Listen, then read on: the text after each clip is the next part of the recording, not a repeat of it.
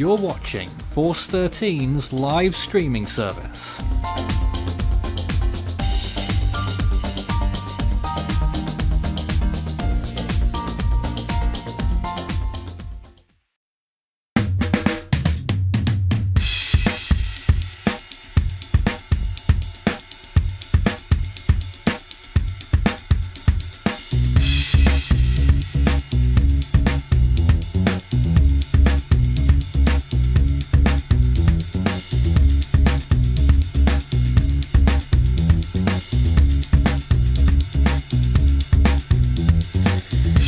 Hello and welcome to Force 13 Live. We're currently tracking Tropical Storm Nicole, which is edging closer and closer to hurricane status as it approaches Florida and the northernmost Bahamas. Hurricane warnings are in effect for those two areas, and those are our prime points of concern right now.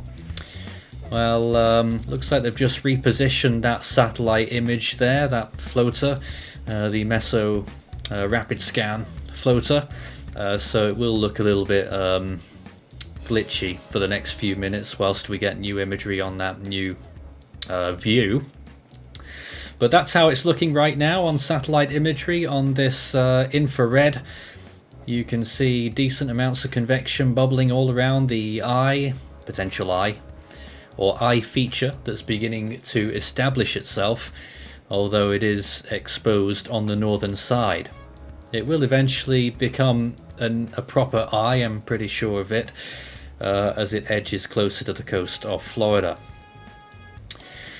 Well then, we've got a lot going on tonight, of course. We're here for 2 hours at least. I'm not sure if anyone's going to pick it up after me, but I'm here for 2 hours. My name is Nathan Foy here in the studio, and it's nice to see you all once again, although I wish it was in better circumstances. We're sick and tired of tracking storms around Florida this season, let's say that, after Ian earlier on in the season, and now, of course, we're following Nicole, which is also expected to make a hurricane landfall. Okay then, well, let's go back and have a look at some actual live feed imagery right now. There's the view at Cocoa Beach, which is, of course, an area that is pretty much in the direct path of the storm. A little bit to the south of there is where the storm's expected to make landfall and then move up the Florida Peninsula. You can already see a few waves crashing there as it's just gone into infrared night mode. So that's the current picture there. It's the only one I've been able to source this evening, so we'll just stick with that. But we've got our big array of satellite imagery from various different sources, and of course, when it gets within range, we'll be able to take a look at radar as well. There's some satellite looking at my imagery here, showing Nicole, and we'll keep it there for a moment whilst I introduce my team tonight. We have with us Marlene, Chris, Aidan, Amethyst, and Patrick. Hello to all of you tonight. How are you? Hello. Hello. Nice of you to join us, and tonight we are also doing another phone-in on our Discord server, so you can take a look on there and join our community, discord.gg/force13, and join the active tropical stage, and we'll be taking calls throughout these 2 hours as the storm gets closer to land. I'm going to be doing all the talking for the first few minutes here, just whilst I get out all the information, then we'll throw it to everyone else. So just to reveal the warnings that are in effect right now: hurricane warning for the Abacos, Berry Islands, Bimini, and Grand Bahama Island in the northwestern Bahamas. Let's get the NHC cone. There it is. That's the latest cone for reference. And for Boca Raton to the Flagler-Volusia County line in Florida. A tropical storm warning for Andros Island, New Providence, and Eleuthera Islands in the northwestern Bahamas. Hallandale Beach, Florida to Boca Raton. Flagler-Volusia County line to Altamaha Sound, Georgia, and Lake Okeechobee. A storm surge warning for North Palm Beach, Florida to Altamaha Sound, Georgia, and for the mouth of the St. Johns River to Georgetown, Florida. Hurricane watch for Hallandale Beach to Boca Raton and for Lake Okeechobee and the Flagler-Volusia County line to Ponte Vedra Beach. A storm surge watch for south of North Palm Beach to Hallandale Beach and for Altamaha Sound, Georgia to the South Santee River, South Carolina. and for the Antelope River to Ochlockonee River, Florida. A tropical storm watch in yellow there for south of Hallandale Beach to north of Ocean Reef, for north of Bonita Beach to the Ochlockonee River, and for north of Altamaha Sound, Georgia to the South Santee River, South Carolina. Wow, lots of warnings and watches currently in effect there, with those hurricane warnings most importantly marked in red, and the storm surge of course there too. We are expecting up to 5 feet of storm surge, particularly for North Palm Beach to Altamaha Sound, including the St. Johns River to the Fuller Warren Bridge, 3 to 5 feet. A storm with a large wind field, quite clearly visible there, and expected to become a hurricane as it gets closer to making landfall. Landfall expected on Wednesday into Wednesday night, and they're actually saying there that the Florida landfall now won't be until the early hours of Thursday morning, so that's also going to be a concern. All right, let's see if we can speak to some of our team first, and then we'll take some calls. Let's first talk to... Oh, there's a few more people joining in here as well. We're also joined by Christian and Taniel.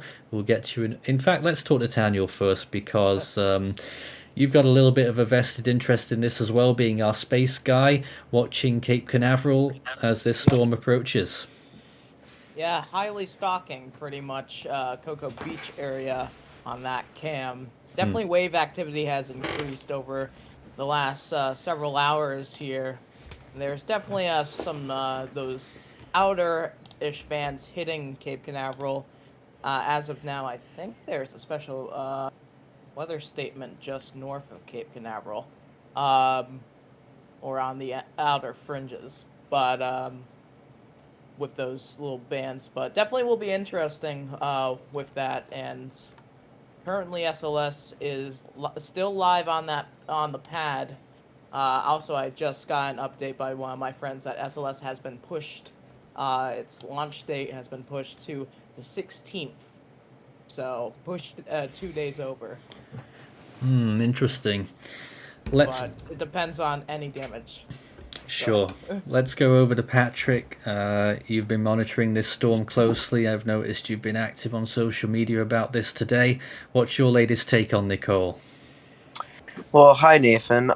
So earlier this morning, we were noticing that Nicole was transitioning from its overall subtropical stage.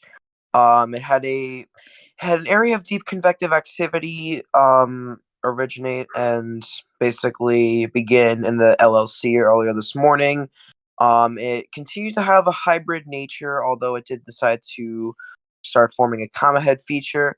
Then earlier this afternoon, we noticed that the storm was wrapping around fully and also had the hints of a nascent eye beginning to develop based off a visible high res.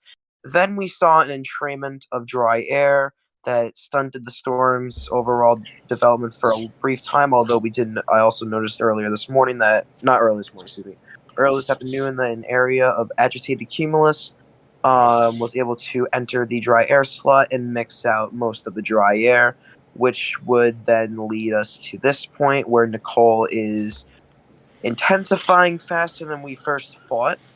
Latest recon data from NOAA 3 indicates that Nicole has a minimum pressure of 983 millibars, as well as near 60 knot SFMRs. Based off of this, we are most likely going to be seeing an up to 60 knots or 70 miles an hour and a pressure in the range of 983 to 986 based off of a drop sound of 986. Given these latest trends, as well as the divergent shear vector that will onset before a landfall Thursday, given favorable environmental conditions, including high oceanic heat content, very, very warm SSTs, as well as weak shear that's forecasted to drop down to less than or equal to 15 knots. Considerable strengthening is expected to still continue, and I honestly think that NHC is lowballing the intensity at landfall. As based off of this, we could see this go for a high end Cat 1, low end Cat 2, based off of the latest trends, we will obviously have to monitor these trends to give a final set in stone estimate for intensity before landfall. Although in general, Nicole is looking like a very impressive storm and is poised to continue its further intensification trend. And anybody on the Florida Peninsula in general should be preparing now, as time is. Although you still have you have a pretty decent amount of time left to prepare. Time is running out as well. Also, in addition, as mandatory evacuations have also been issued or have been in effect. I'm going to quickly read off some of those. Yeah, I saw that. In Brevard County, Zone A is under a mandatory evacuation. In Flagler County, a mandatory evacuation is in effect for Zone A, and Volusia County is in a mandatory evacuation for Zone A east of the Intracoastal Waterway. And for Duval and St. Johns counties, there are no evacuation orders in at this time, and that is my latest thoughts on Nicole. All right, thank you. Clearly strengthening then based on those pressure fixes that we've been hearing from Recon.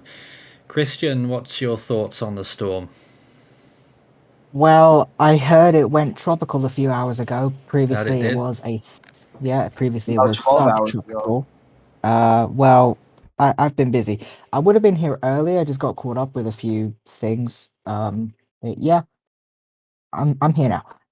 Yeah. So Great. obviously now it's what is it, 65? Yeah. I'm not looking at the. Okay, so it's intensifying, but not quite hurricane status yet. I'm not sure what the forecast is. Well, it's 'cause I going to haven't get looked at there. Forecasting a hurricane in 12 hours, roughly. In 12 hours time. Oh god. Okay. 12, 18 hours maybe. And how far out is landfall? Well, Florida landfall, because let's not forget it will strike the Bahamas as well. Florida landfall is going to be late Wednesday night as far as we can tell. That's been scaled back a bit by the looks of things on the forecast. Okay. Let's just go through a few more of our team because there's people waiting to call in already, and we'll get to you as soon as we can. But just want to get some thoughts from various members. Chris, are you there? I am here. I actually have the more evacuation orders, the list up in front of me right now. I was going to let Patrick know, but I didn't want to cut him off while he was Go right saying ahead. the ones that he has. Brevard County is under a voluntary evacuation order. Evacuation is recommended for residents who live on the barrier islands, including KSC to South Beaches and Merritt Island, mobile homes and manufactured housing, those in low-lying flood-prone areas. Martin County is under a voluntary evacuation. Palm Beach County has mandatory evacuations for Zone A and B that will be in effect tomorrow at 7 a.m. This includes mobile homes, barrier islands, and low-lying areas. Yep. Putnam County has nothing out yet. St. Lucie County has voluntary, and Volusia County has issued a mandatory evacuation order beginning 10 a.m. Wednesday for all residences and buildings that are east of the Intracoastal Waterway. All manufactured and mobile home dwellers past the Interstate 95 and all low-lying areas prone to flooding. And then for Nicole, I am going to see about shelters. Let me find that real quick. But yeah, it's just like we say this a lot, and you want to be following your state, and you just want to be following the news or following something that tells you where the storm is going. Because you don't want to get caught and be caught in the path of this and not be prepared. So if you have the opportunity, if you haven't prepared now, then I would evacuate if you haven't prepared.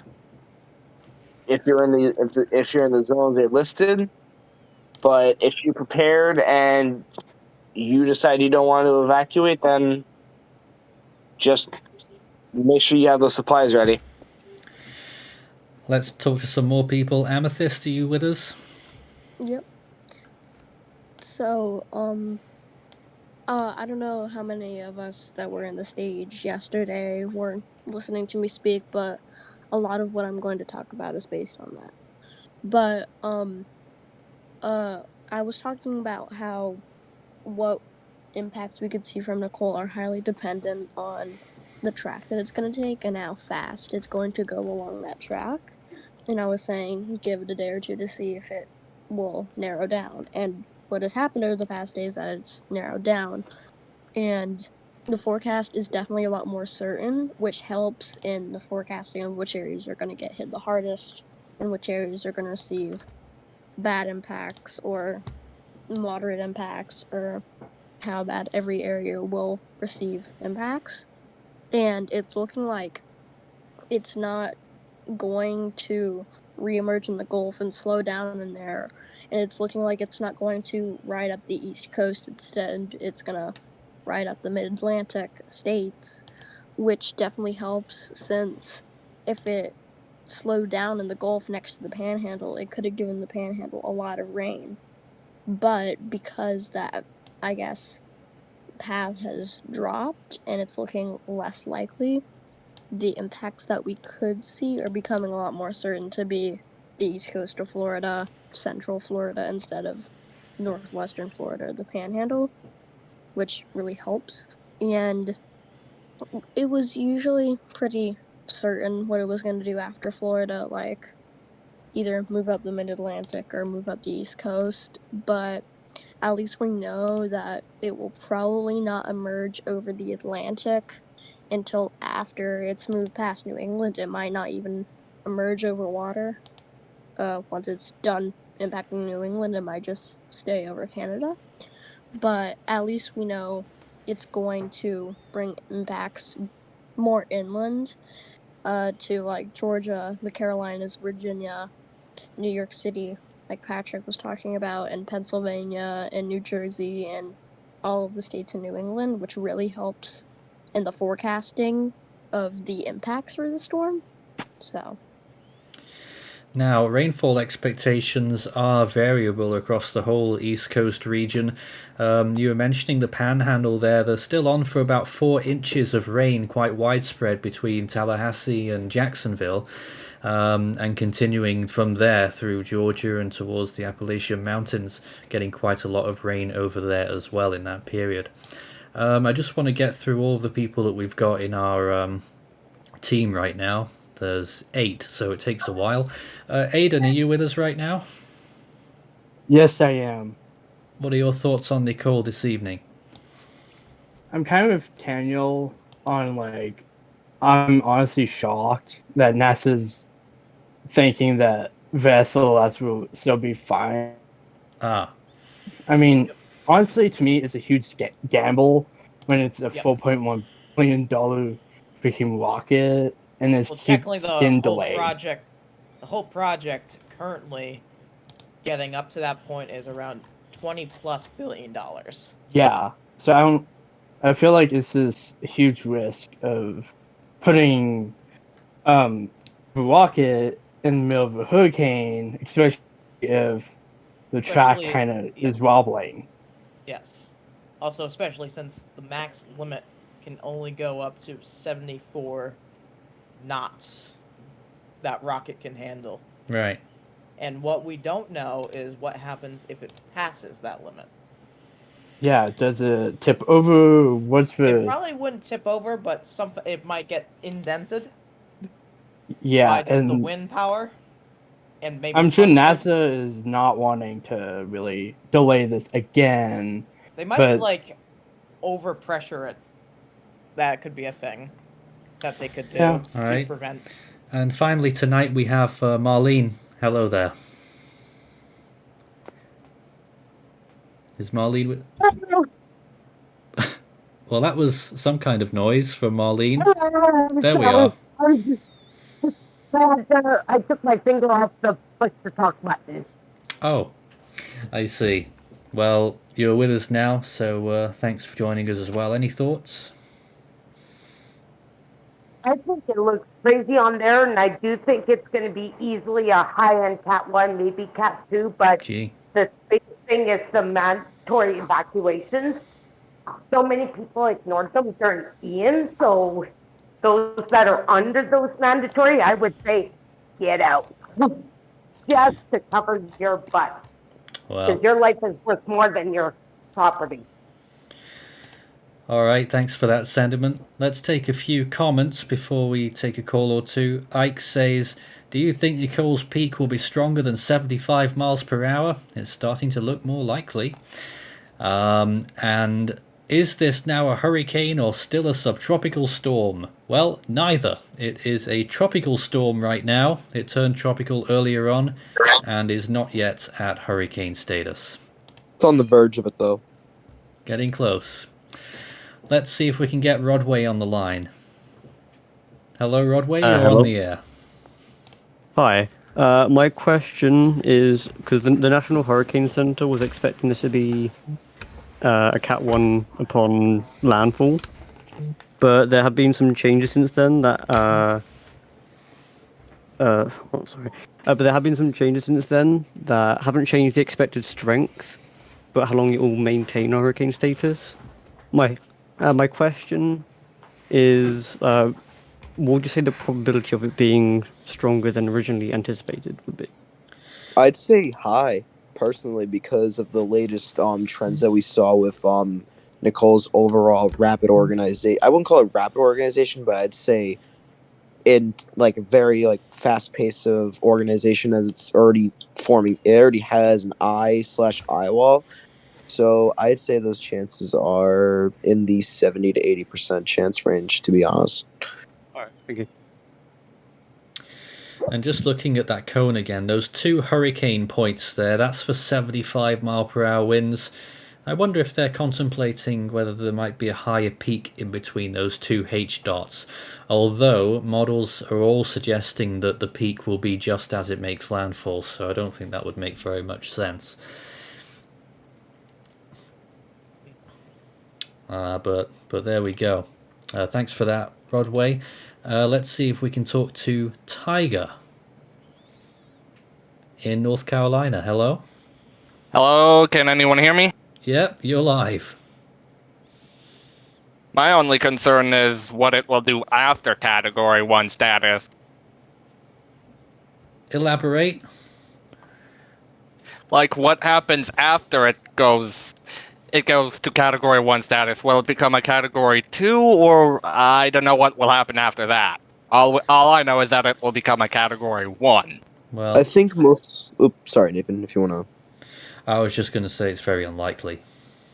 Yeah, and also I'm going to provide an input on that. So the latest NGC cone once whatever is left of Nicole after it makes landfall in Florida to not recurve into the Gulf of Mexico and make a sharp northward turn and then traverse over the Carolinas, mostly the western Piedmont and upstate South Carolina areas, as well as western and Piedmont, North Carolina. Not actually, it's going a little bit farther north of the coast, which is actually some slight silver lining, although the coast is going to get some storm surge impacts. But most likely in the Carolinas region, you're going to be mainly looking at heavy rainfall, flooding, high winds, and the added-on threat of tornadoes, given the fact that this is a tropical system, and there's going to be a highly kinematic sheared environment in association with this system. So the fact that you have amplest low-level instability combined with these extreme kinematics, you'll be able to get a lot of weak tropical tornadoes in this general region, basically anywhere in the path of the storm in general at this point. Weather Cat, thanks for your message saying that we're the best, apparently. We try to be. We definitely try to be. And we're just here to tell you about these storms as they happen. I mean, here it is once again. Nicole continuing westwards with a slight southerly element to that movement now, I think. I'm not sure you can see it on here, but I saw it earlier on the star imagery. It is visible on WSP3. Yeah. On a longer scale. Yep. So a slight southwesterly element now, which is what the National Hurricane Center were forecasting. Absolutely. Thanks for your comment there, Tiger. Let's see if we can get Nicholas with us right now. Hello? Hi. Alright, so the question is that I remember yesterday the thing was like a lawn, and now it's more organized. Like, became a tropical storm while I was in school. So Right. yeah, and I think I have more evacuation orders. I'm not sure. Hold up, let me pull it up real quick. All right, here we go. Let's see. Ward County. It's recommended. Evacuation orders voluntary. Info is evacuation recommended for the following: residents who live on barrier islands, including KSC to South Beaches and Marriott Island, mobile homes, manufactured housing, those in low-lying areas, flood-prone areas, those with special medical needs, such as electrical dependence. All right. Yeah. Right. We Thanks also for got that. Martin County, which is voluntary also. If I can, real quick. Those are the ones. Oh, Yeah, go ahead. sorry. Voluntary evacuations beginning 8 a.m. on Wednesday, November 9th, in conjunction with shelter openings. Voluntary evacuations apply to evacuation zones A and B, which include residents on the barrier islands, Hudson Islands, and Jupiter Island, Swells Point and manufactured mobile homes, as well as homes in low-lying vulnerable areas. Nassau County is a mandatory, but doesn't give me any info. All right. So, Chris, yeah. did you want to go ahead? Yeah, I just wanted to let Nicholas know that I did kind of read off these evacuation orders already kind of at the beginning of the stream. Of course, it doesn't hurt I wasn't to there. read them again. I mean, people aren't there. Yeah, no, it Wasn't here doesn't then. hurt. Anything else for us, Nicholas? No. All right. Thanks for your time. And let's see if we can get Storm Tracker HQ. Hello, you're on the air. Somewhere.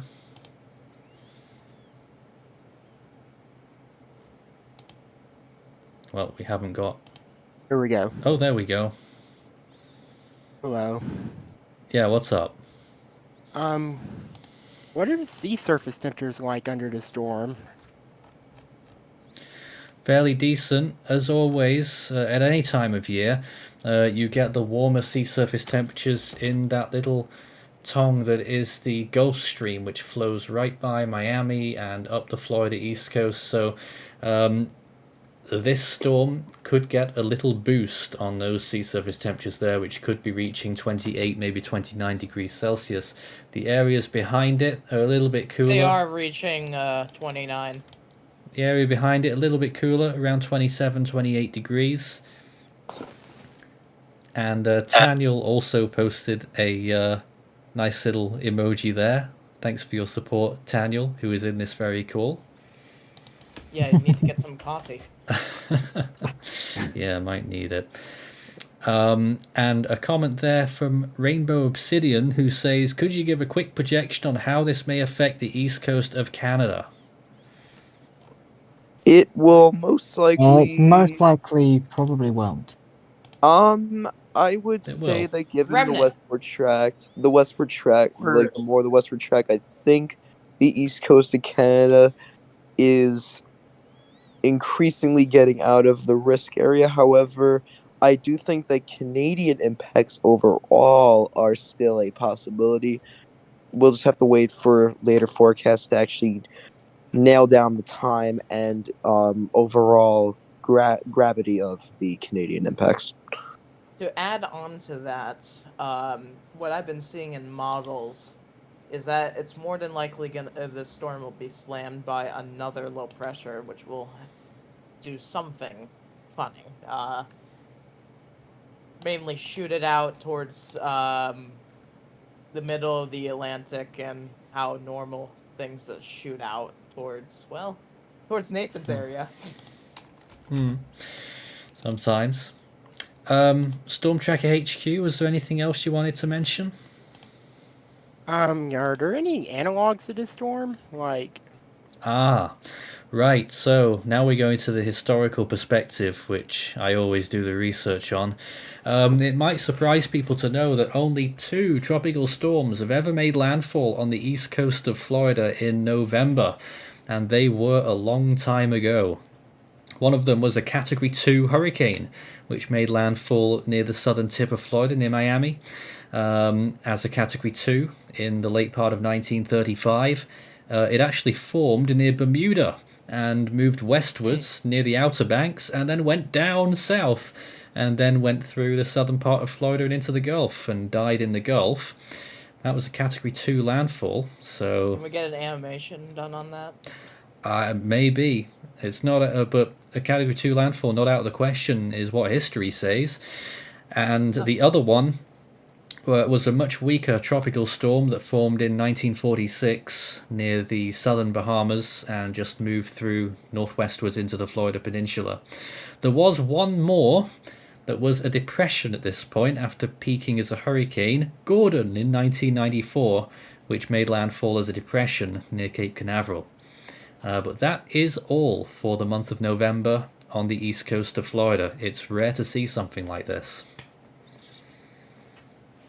Yeah. But thanks for your call, Storm Tracker HQ. Let's talk to Rain Swish, who was with us a lot during Ian, I recall, and you're back with us again. If I'm not mistaken, you're near the track of the storm? I'm in the track, actually. Okay. So, I know this wasn't mentioned by even the National saying a tropical storm warning where I live, and it's not being mentioned anywhere else. It's the cities of Lakeland, Bartow, and Mulberry, if I'm not mistaken. That's quite possible. So you're talking inland tropical storm warnings? Yeah. So yeah, Lakeland is in a tropical storm warning. So is Ocala, and also for plenty of other areas, Orlando, up to Deltona. Daytona Beach. Well, that's actually... Yeah, it must be, yeah. Yeah, there's Volusia Lake, Brevard, Indian River, Osceola, Marion, and a bunch of other east central Florida counties underneath that tropical storm warning. And mainly off to the west, your Tampa counties, obviously, those are under a tropical storm watch at this time. And tropical storm warnings extend as far northwest as Gilchrist County. And Gainesville also under that tropical storm warning inland right now. So thanks for bringing that to our attention. No problem. Was there anything else you wanted to mention? Where are you exactly? Because I think you cut off a little bit before. I'm in Lakeland Highland, roughly roughly west of Orlando. Right. For some reason I thought you were in St. Lucie or somewhere around there, but okay. So yeah, certainly the potential for tropical storm force winds in the Lakeland area and heavy rainfall up to 4 or 5 inches. Possibly even hurricane force, Gus. I think it's too far west. It's a bit of an overstatement. Maybe, I mean... It depends on the strength. Thanks for your call anyway. We'll keep taking more calls whilst we have people who want to chat. Let's see if we can talk to someone with a rather curious name. Ryan Funtime with Pluto. Hello. Hello. Hello, can you hear me? Yep, you're on the air right now. Okay, so I had a question. Do you think it could go like right over Tampa Bay or like north or south? and then come into the Gulf, like briefly before making landfall, or just kind of go up the spine of Florida a little bit? A Gulf recurve is unlikely at this point, given most model ensemble guidance.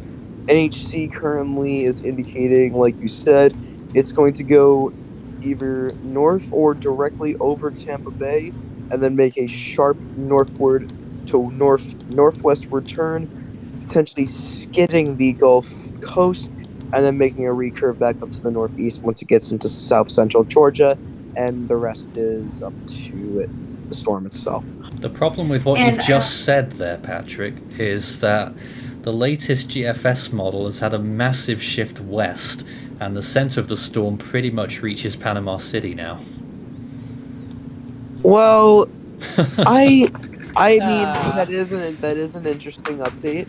I'll continue to monitor that on my own end, but based off of the NHC at this time, maybe by the 7 p.m. advisory in 20 minutes, we'll get an updated shift of some sorts. But at this time, on the NHC's perspective, a recurve into the Gulf is unlikely. Well, I can tell you they won't be doing a shift because it's an intermediate advisory and they don't update the cone. Yep. And then I also had something else. Yeah. So for rain swish, the National Hurricane Center only really does the coastal areas, so they wouldn't really be giving information for like inland where he was. Yeah, it's probably the easiest way to disseminate the information. National Weather Service, I mean, they all work together, and they all have those warnings posted. There's no differentiation between those warnings. You know, they're all in effect for those counties. So, yep, whether it's inland or along the coast. If you're in an inland county, though, usually it's the National Weather Service that gives you all of that information readily available.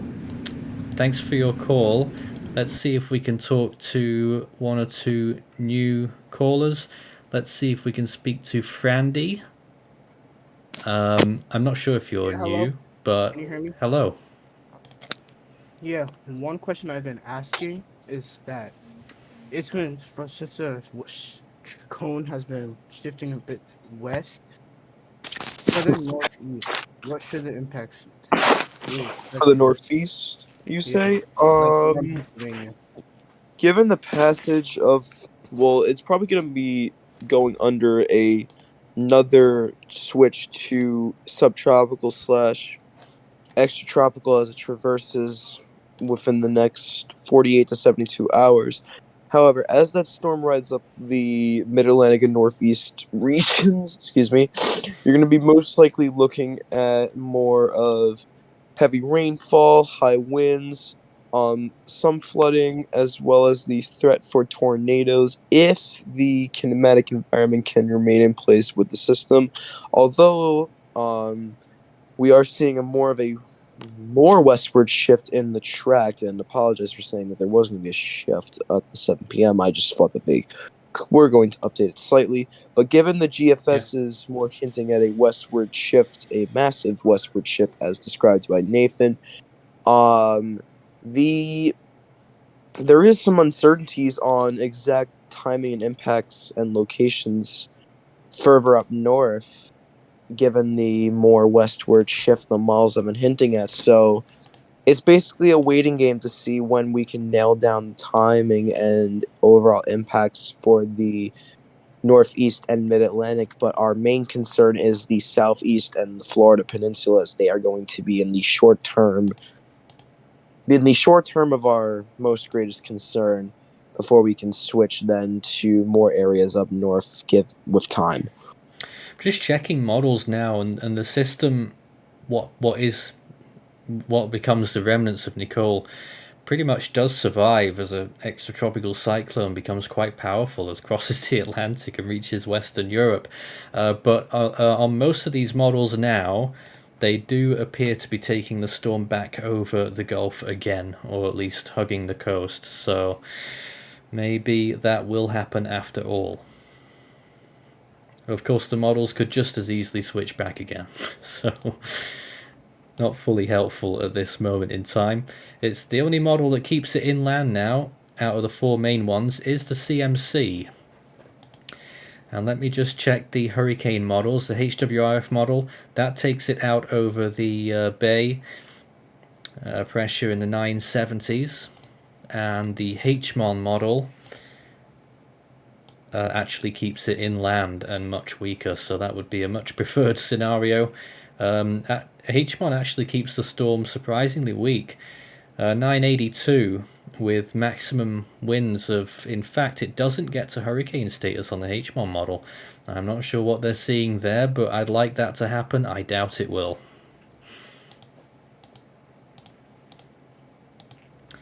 I think that's pretty much the weakest of the models right now, actually, so that's interesting. We're looking at some water vapor imagery of the storm right now on the new positioned floater, and we have a few comments in text right now as well. We're trying to balance one and the other. Forgotten Nikki says, how bad is New York City going to get hit? How much rain is forecasted? Anyone? I believe it's in the 2 to 4 inch range. Yeah, not exactly sure myself. I think it'll be around the 2-inch mark. Yeah. Because the way it's going, it's probably going to be a little bit inland, so the highest rain values will be inland. Yeah, it's me casually looking at NAM 3 kilometer. And just to show you, this is a wide shot right now of Nicole as well, to give you a full view of what exactly is happening across that whole field of view there, with the bands just about reaching the coast. And it is so expansive from Lake Okeechobee all the way up to the Outer Banks of North Carolina underneath Nicole's outer band threshold there.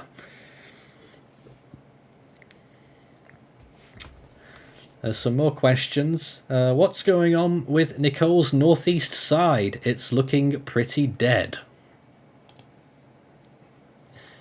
Anyone want to take on Nicole's northeastern side?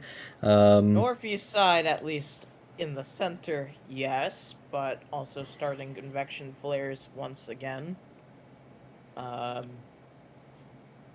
Currently still a tad of dry air in the system, but not nearly as much as there was before. Convection's so flaky on the northeast side and diminishing on the southern side as well, so... Yeah, it's still very not impressive convection, but it's definitely a lot better than a few days ago. Well, yeah, when it was subtropical, it was literally a skeleton look, wasn't it, of a storm? Yeah, it was like puff, puff, puff. Right. I might be suffocating. Puff. Right. Dry air was not helping either with that. Now, are Recon currently in the storm? Yes. Because I'm seeing 1 or 2 reports being bandied about. I don't have that's the only thing I don't have at my fingertips here, the Recon data. So is anyone on that? Recon data, just looking at, what they've captured at flight level, on tropical tidbits at least. 986 is the main point I see, but yeah, one of their drop zones could have captured something lower, possibly. Well, that's what Patrick was saying earlier on, that it might be as low as 983, and that would just be pretty crazy. All right, whilst we wait, let's see if we can talk to Riz, who is... All I was seeing was the pressure of 986 and maybe a couple of spots where they had winds of 60 to 64 knots. Oh. Riz, welcome. Hello, can you hear me? Yep, you're live. Alright, awesome. So, you guys have been talking about the tornadoes for the Carolinas and New York and stuff, but I was wondering how bad it is going to be for Florida. Yeah, something that is interesting to think about. If there's going to be a major tornado threat, it's going to be on the eastern side of the storm, and considering its enormous size, I wonder whether much of the eastern part will reach the coast, but I'm pretty sure some of it will. It will be along the eastern coast of Florida that tornado threat will be elevated. By how much, Right, I'm thank not you. really sure. Patrick will know more if he's here. Staring at. Because I was thinking that, like, the hurricane has to, or the tropical storm, whatever it is at that point, it has to like actually like be in the middle of middle of Florida for that northeast quadrant with all the tornadoes to start doing something. Yeah, pretty So I don't think much. it's gonna have too many tornadoes on landfall. But then once it starts to get like, in Florida, or like the spine, as someone mentioned it, then we could see some tornadoes start popping up. But I don't know if you guys agree with that or not. That's why I'm asking for a second opinion. Oh, certainly. I don't know what, Daniel, you think about the western side and looking at radar right now, a few spotty bits there. I don't know if there could be any potential. Western side, there could be isolated spots. There was a special weather statement issued on the bands that are just north of Cape Canaveral going into Orlando currently. Those just might be general thunderstorms doing their thing. Let's have a proper But look at this area then. when it does make landfall, Yeah, the back I don't see end any where- rotation on them. Yeah, so far I think it will be once it makes landfall, that big blast of convection on that northeast side at least, if it keeps with that, that will have our tor threat probably the highest. Yeah, that's because I'm like, it has to go like through, like be in the middle of Florida for the tornadoes to start popping up. That was my thinking as well. So I'm glad you Yeah. guys agree. Also, I'm looking at one of the latest recon to go into the center, and since the last recon, it looks like it's strengthened a tad. Oh boy, that doesn't surprise me, Um, but yeah. Yeah, as How much? So if I look on comparison of the other, it's going to be a little smaller for me to see, but give me a sec. Last recon, now to be fair, it's now exiting the storm or just flying around the outer edges. When it entered that same side, it was around 55 to 60 knots, flight level. Now on that same side, it's around 64. Maybe possibly approaching the 70 knot range. That's If concerning. not higher. Yep. So I'll that's let you know definitely if I on the see rise. anything, if I see anything 83. But Okay, can I pop off now? Because I've asked my Yeah, I question. know. I just I wanted was to know just about the gonna- tornadoes. No problem. Thanks for the call, Riz. It was nice having you for the first time. Let's see if we can get... well, first let's invite Dimitri on, one of our semi-regular contributors in New York, and your thoughts on the storm as you see it tonight. Can you hear me? Yep, we've got you loud and clear. Thank you.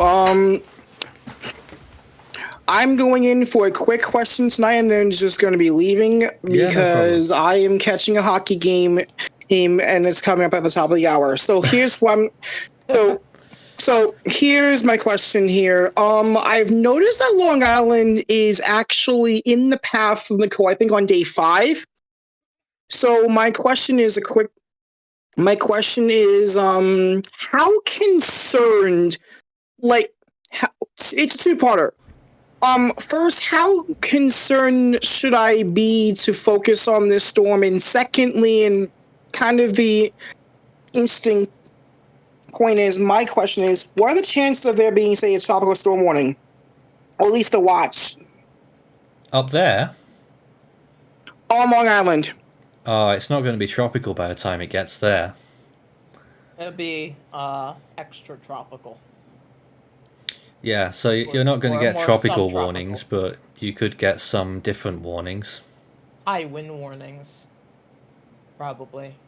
And if there's thunderstorms still with it, well, you could also have. I have to double check the drought monitor numbers here, but the drought has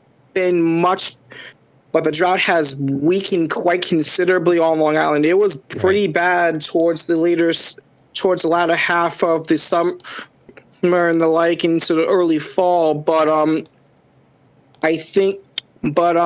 not sure if that would put it over the line. You know what I mean? All right. I'll have to. So I'm thinking right now, I think this could definitely help with the drought if there is still a drought.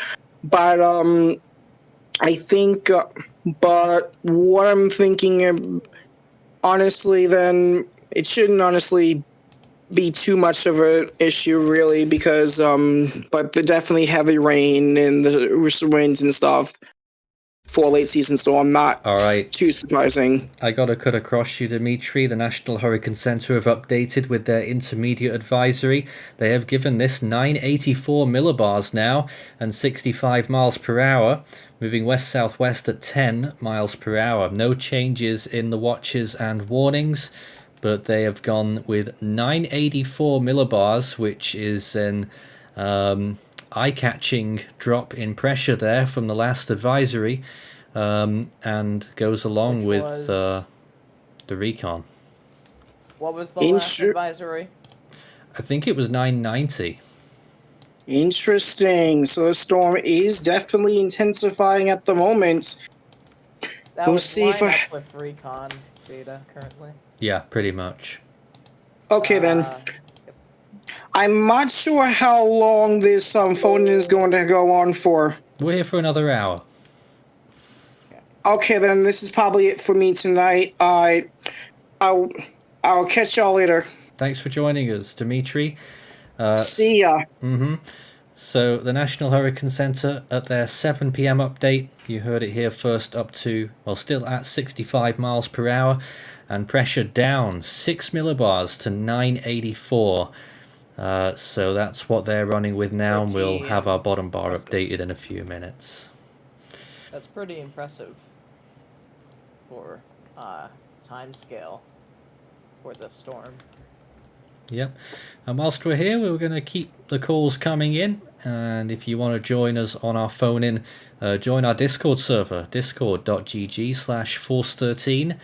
And you'll be able to check out our tropical stage. I think the link to our Discord is usually underneath our description as well, if you need a visual reference and a link.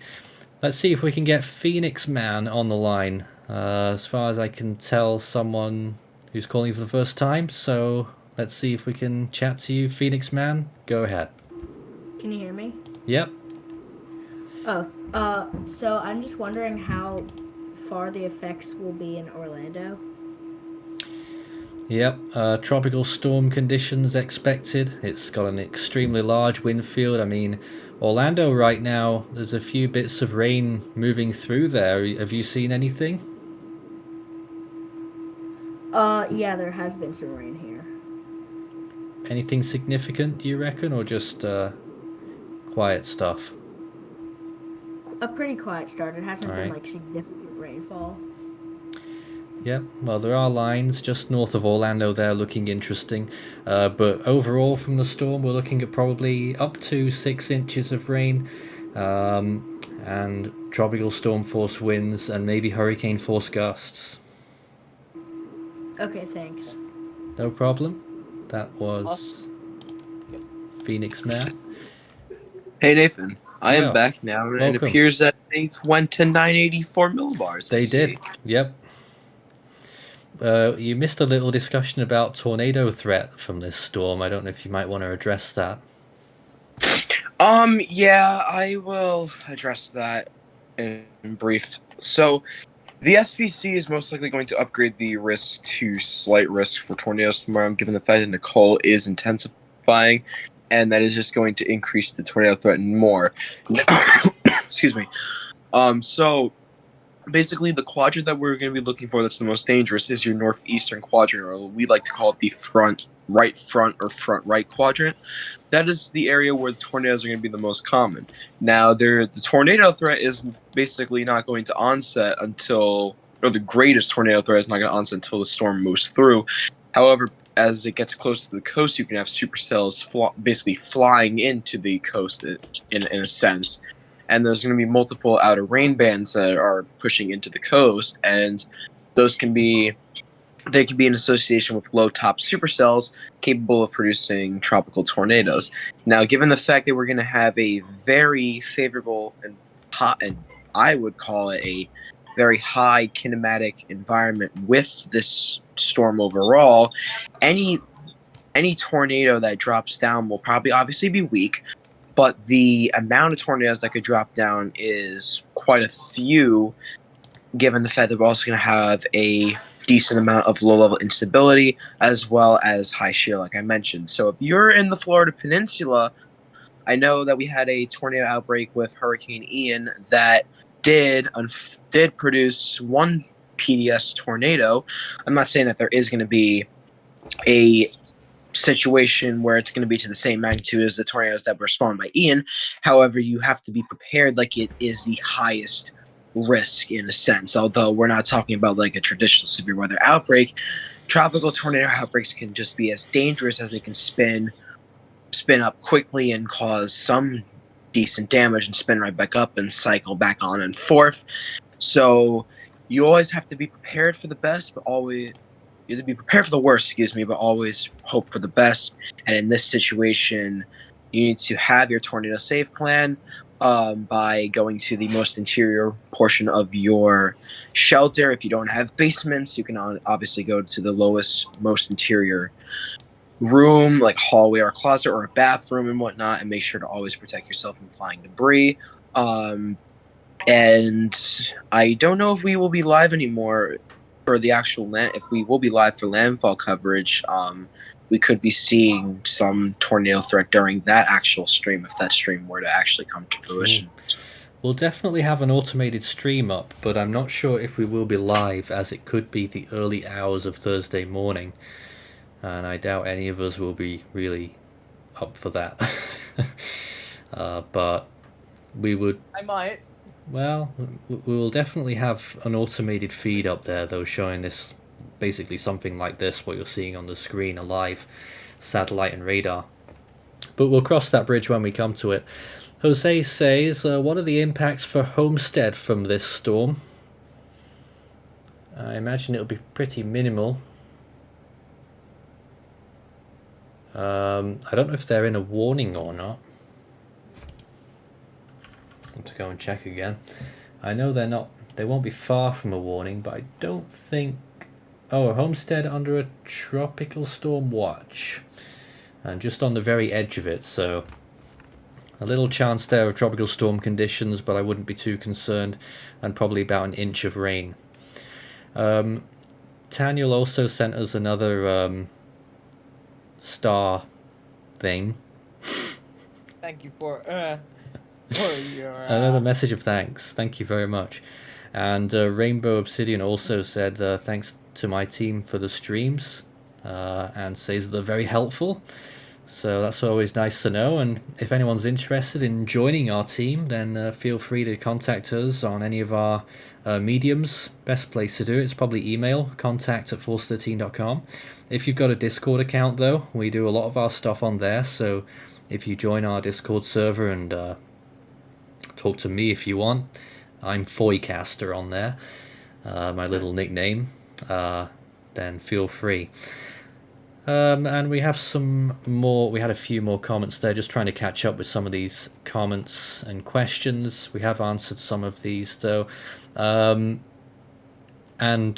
wants to talk about another comment about where we're based, basically.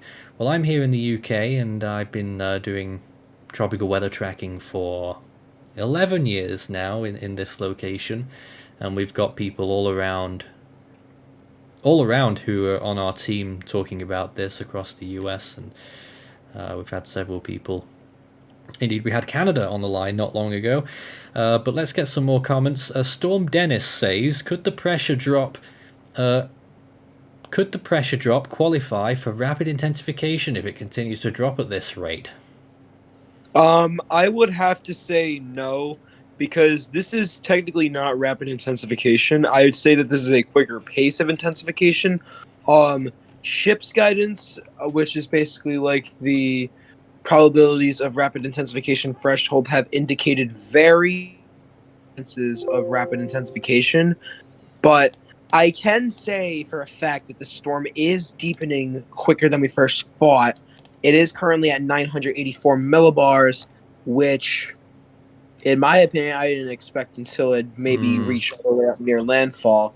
However, given the latest trends, I would honestly not be surprised to see Nicole reach hurricane status by potentially either overnight. Tomorrow afternoon. Potentially tomorrow afternoon or tomorrow morning at the very latest, but I don't know. We'll have to see what happens.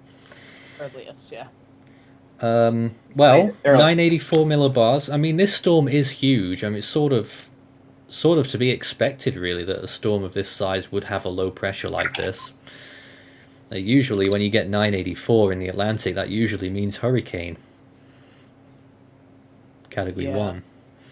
This being at 65 miles per hour, and I reckon those winds will start rising again soon as well. Another comment there: would Nicole be a tropical storm or extratropical storm when it reaches the New England coast? Probably should be extratropical. Should. And will we have any more storms in the Atlantic? Can't rule it out, I'm afraid. There was I think there's another spot of interest in future models in the Caribbean again. We'll have a little look later on in the hour, but I just want to get through comments. Or a spot that looks like it could be favorable for more development. B. Carlo says, prediction of conditions in Valdosta, Georgia if it comes over us, basically looking at wind speeds if it tracks as currently predicted. I mean, the storm will weaken a lot when it moves inland, even if it spends a little bit of time over water. So I would say minimal tropical storm conditions probably, and then it will start to get stronger as it gains speed up the mid-Atlantic. Valdosta, Georgia is actually where the KVAX Moody Air Force Base WSR-88D is as well. And that general region is going to be actually right in the, either to the east or right over the expected path based off the NHC cones. So definitely going to expect at least maybe moderate tropical storm force wind gusts. That cannot be ruled out, but impacts in Valdosta, Georgia, since it is a bit inland, won't be too crazy, but there'll be definitely something to watch out for. All right, let's take some more calls. Thanks for waiting, by the way. Let's see if we can get Gold on the line. Hello? Hello. Hi. I'm wondering, why are they expecting it to stay tropical as far north as North Carolina and also still have gale force winds? Patrick? Oh, excuse me. So based off of the latest NHC cone, they're forecasting the storm to potentially go all the way as a weak tropical storm all the way up to near the New Hampshire, Maine, and Canadian tri-state border area, which would indicate that the storm will continue as a based off of the latest points on the cone. Well, I mean, that's open to interpretation. Yeah, it's definitely open to interpretation. However, in terms of a more general basis, the storm will recurve to the northeast as it moves inland, and then it will traverse over the Carolinas region and probably produce heavy rainfall, flash flooding, damaging winds, and tornadoes, like I've been reiterating for the past couple of minutes here on the stream. Impacts near the coast at this point, they are going to be definitely there. I know that Charleston is under tropical storm watches and storm surge watches, and actually I am going to be going down there this weekend. So I will try and ride out the storm down there. Hopefully we'll not get into the craziest of impacts. However, the wind field of the storm, I can say for a fact, is massive. So that's going to get there on Friday, though. Yeah, but I'll be probably down there by Friday. And also, since the wind field is very massive, areas within, I'd say, maybe 50 miles or so inland could get some tropical storm force wind gusts based off of this wind field. So where are you going to be on Friday, then? I am going to be most likely traveling? near downtown Charleston. I will be visiting the college. I'm gonna be visiting the college down there, and I'm gonna be inland probably, but I will be definitely close to downtown, which is basically right near the coast. So I will be ready, and actually scratch that. I will be probably stopping near Charleston, farther inland, and we'll be probably riding out the storm. Well, the way it's looking, it's going to be worse inland, actually. Oh, well, I will definitely be finding a location in the North Carolina, South Carolina border region to ride out the storm, and probably will be traversing down to Charleston once the storm finally leaves the Carolinas region, moves up into Virginia. But other than that, in a general sense, if you are within the southeast United States, as well as the Mid-Atlantic and Northeast, I would start preparing or monitoring the forecasts for some general impacts like heavy rain and whatnot as the storm moves up to the Northeast. Thanks for the call, Gold. I just want to mention some of these rain showers that are pushing through between Daytona Beach and Titusville, moving towards Orlando right now. Some decent reflectivity in there, Patrick. I will take a look at that right now. I know that I was actually talking with some of my peers offline, off the stream earlier, that some of these could actually be interesting. Taking a look. What radar are you looking at by chance, Nathan? I'm just on the national composite. I'm not looking in very deep because you know what hassle it causes my software. Yeah. I'm seeing a bunch of showers from a line from Daytona Beach southward towards Miami. Most of those showers have absolutely no rotation to them, although they are outer rain bands. I can say with confidence that these are outer rain bands from Nicole. Yeah. So definitely rain is pushing on to the coast, as the storm is about I'd say maybe 250 to 300 miles to the west. And with time, these showers will turn into more tornadic showers / low top supercells with westward extent of Nicole. And as we take a look at this satellite imagery at the moment, it looks like the eastern and southern sides are really letting themselves go right now until we get a new burst of convection. I know the vortex data message earlier said that the eye wall was open to the south and east, so yeah, that's definitely a trend we've been noticing. Rotation looks good though, but 100%. convection really fading away. It makes you wonder what will happen next, but never put it past these storms, and they always do. I don't know if it's but they tend to do it when you're not looking overnight. You know, like tomorrow morning we'll wake up and it's bam, it's going to be a big thing. I don't know, we'll see. Let's see if we can talk to Juhan in Raleigh. Hopefully he's there to pick up. Hello? Hi. Hi, you're on the air. I was just wondering if there's any danger to Raleigh. Significant rainfall possible, up to 4 inches, and I would guess tropical storm force winds as well, Patrick? Yep, as well as the threat for localized inland flooding, as well as the hidden threat from above, the tornado threats, as obviously you're going to be looking for the right front quadrant with all those. Yeah, basically just the right front quadrant is always going to be probably producing some tornadoes. It just depends on how much instability can affect up to the Carolinas, and I've been looking at the models, and definitely a lot of instability gets up to the coastal Carolinas. Raleigh, I'm not so sure about. I'll watch that for future trends, but definitely main concerns are going to be heavy rainfall, high winds, and some flooding. As we look back at the live imagery here from Cocoa Beach, looking out over the water, of course into the night now, so it's difficult to see properly, but you can still see the waves crashing upon the shores. Just to reiterate all the current warnings that are in effect, and it's quite a long list. A hurricane warning in effect for the Abacos, Berry Islands, Bimini, and Grand Bahama Island in the northwestern Bahamas, and for Boca Raton to Flagler-Volusia County line, Florida.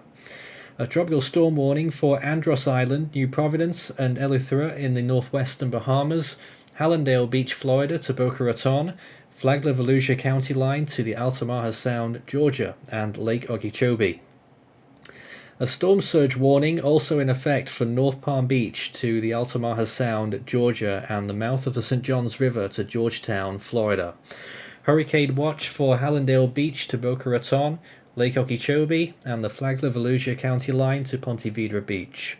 A storm surge watch for south of North Palm Beach to Hallandale Beach, Florida, Altamaha Sound, Georgia to South Santee River, South Carolina, and Anclote River, Florida to Ochlockonee River, Florida. Tropical storm watch for south of Hallandale Beach to north of Ocean Reef, north of Bonita Beach to the Ochlockonee River, and north of Altamaha Sound to the South Santee River, South Carolina.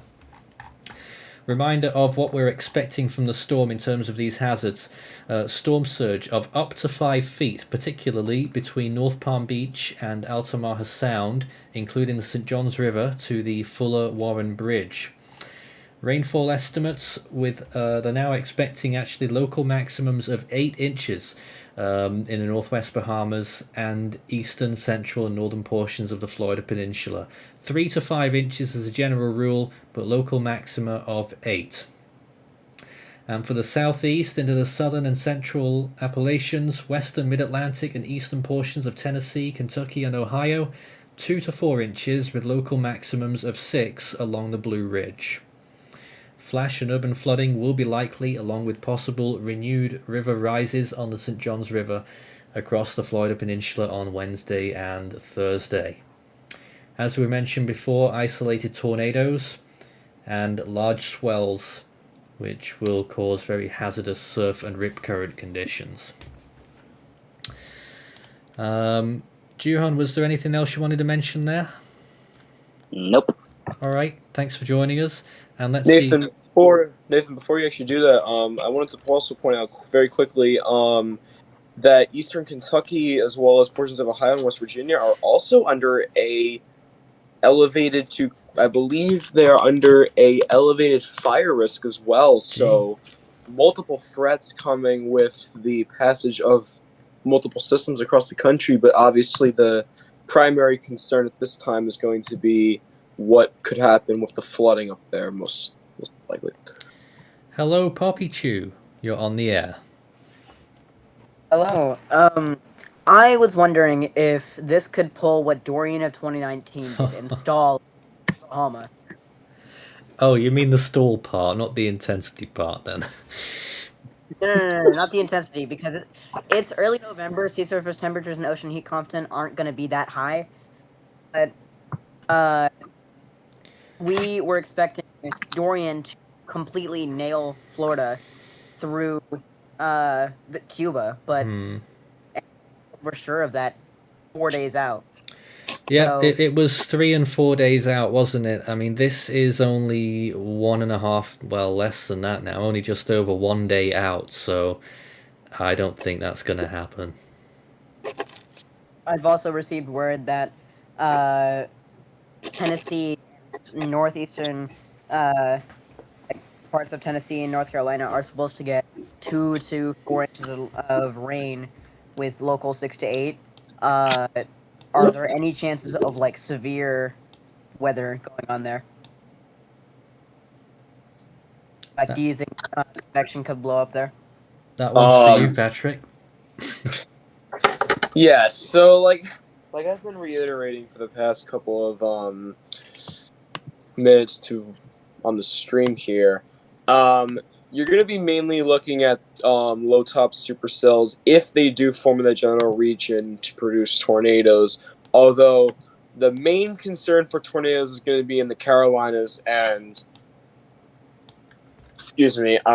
most likely going to be looking at the Carolinas as well as portions of, I'd say maybe it really depends on where the storm tracks. So if I had to put a rough estimate, I'd say if you're anywhere within portions of the Carolinas, Georgia, eastern Tennessee, maybe the Virginias and Kentucky. Maybe we could be seeing that threat. It just depends on how much instability can advect up there.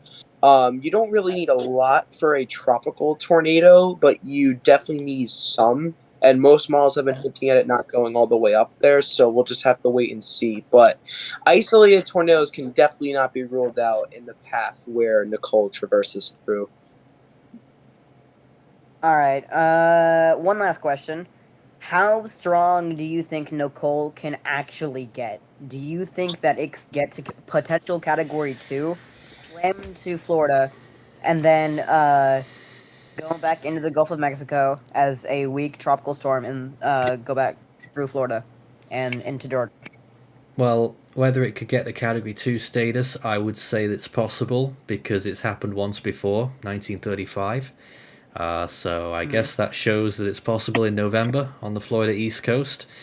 I still don't think this storm will, but it is something in the back of everyone's mind, I imagine. Got to tell you right now, though, on satellite imagery, it's looking appalling. Yeah, it's very broad. It's got almost no convection on the eastern side, like of the eye wall, and the southern side's losing it too. I won't take any more of your time. Thank you. Oh, thank you for joining us. And another person who wants to speak, Kat, apparently. Hello, everybody. Hi, you're live. I'm Magic. Oh, okay. I have a question. The question is, Sandy and this storm is in size because northwest of United States. You remember 2000? I'm sorry, I heard you mention Sandy. Are you comparing the storm in size to what Sandy looked like in its early days?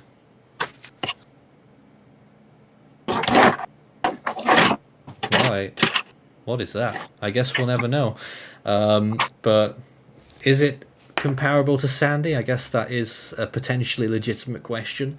It sort of looks a little bit like an early Sandy, although it was a much different storm, and it was, in the end, much, much larger and more powerful. And much more powerful, yeah. So this is not going to be a Sandy, in short. I'm not sure what you can compare it to, but it's not Sandy. I believe we've got Tim on board with us right now. You do, Nathan. Our US team lead. And how are you, what's your perspective looking ahead with this storm? Because you are in, I think it was about an 11% chance of tropical storm force winds in Fayetteville. Yeah, this is definitely something that I will be keeping an eye on. Obviously, the last storm that impacted us was Ian, and the winds were strong enough in Ian, even though we were 70, 80 miles away, to cause some tropical storm force conditions in this area and actually knocked power out here at US Studio. As for impacts, I've actually looked at the models, Nathan, and the impacts are going to really vary on what we have coming out of the west and central part of the United States. We have a front that's going to be coming through in the next 2 to 3 days, and that's going to be causing a slight risk through the central plains. But the factor is going to be is how quick that front advances out of the plains into the Great Lakes and Eastern Seaboard, and that's really going to determine on how quick Nicole actually gets pulled north. If this front delays, we're looking at more of a westerly track into western Florida, Georgia, up into Tennessee, Kentucky. If this front kicks in a lot quicker, then we're going to be seeing more of that easterly track where it will track up through eastern Georgia, the Carolinas, and up through Virginia. So this front that we're going to be seeing later on this week is really going to be the big catalyst and linchpin as to what Nicole does throughout the rest of this week. Switching back to the National Hurricane Center cone, and perhaps a little thought from you there, Tim, just to read out a question on this subject as well. Meteo First says, do you think it's possible Nicole could reach the Gulf of Mexico or cause hurricane force winds to the Florida west coast? that again, that's really going to be a toss up right now. Every model that I've looked at, the GFS, Euro, CMC, the Icon, all are forecasting this front to be coming through right around Wednesday or Thursday. So if this front delays, then yeah, we could see more of a westerly track, and we could see stronger tropical storm force conditions on the west coast of Florida. We're talking from Fort Myers, Tampa, up through that area, which after what we've seen with Ian last month and about a month and a half ago, that's not really what Tampa on down to Fort Myers needs. But if this front delays more than forecasted, yeah, we could see more of a westerly track come into play. This graphic shows the chances of tropical storm force winds in these areas, and up to the west coast there, that's a 70% chance of tropical storm force winds. There is a hurricane version as well, but I don't have that racked up in my tabs, but I can tell you what the hurricane chances are, and they're actually very low. The hurricane chances on the east coast of Florida, believe it or not, are still only in the teens percentage-wise. That's probably due to lack of confidence in the exact landfall spot right now. But on the western side, there's a tiny spot of 10%, so I guess that might be your answer. 1 in 10 chance that it might still be a hurricane or have hurricane force winds on that western coast. Yeah, and the western coast is going to get hit just as much as the east coast is. Actually, I think I dropped a graphic for you, Nathan, from Pivotal Weather that showed the tropical storm and hurricane watches and warnings and how far inland they actually go from where we're expecting Nicole to make landfall at. And it's pretty interesting. We're seeing tropical storm warnings all the way up in southeastern Georgia, well away from where Nicole's going to be making landfall at. Certainly is.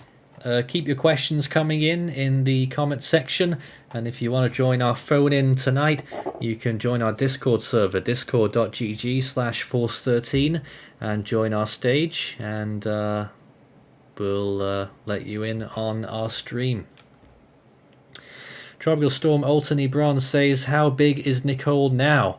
I know that earlier the northwestern quadrant was 330 nautical miles in radius. I don't know if you got any new numbers, Tim, on that. Let me take a look. Actually, I think with the time change going back, we should have the latest NHC information. Yeah, intermediate advisory, though. Yeah, the 7 p.m. Let's see what we've got on it. And we I have... believe that it still says that tropical storm force winds are extending outward up to basically in general 400 miles or 610 or so. Going from northwest to southeast, Nathan, tropical storm force winds extend out 570 miles across, going northwest to southeast across Nicole. Well, you look on that map, it's pretty big. I mean, that wind field is actually larger than Florida.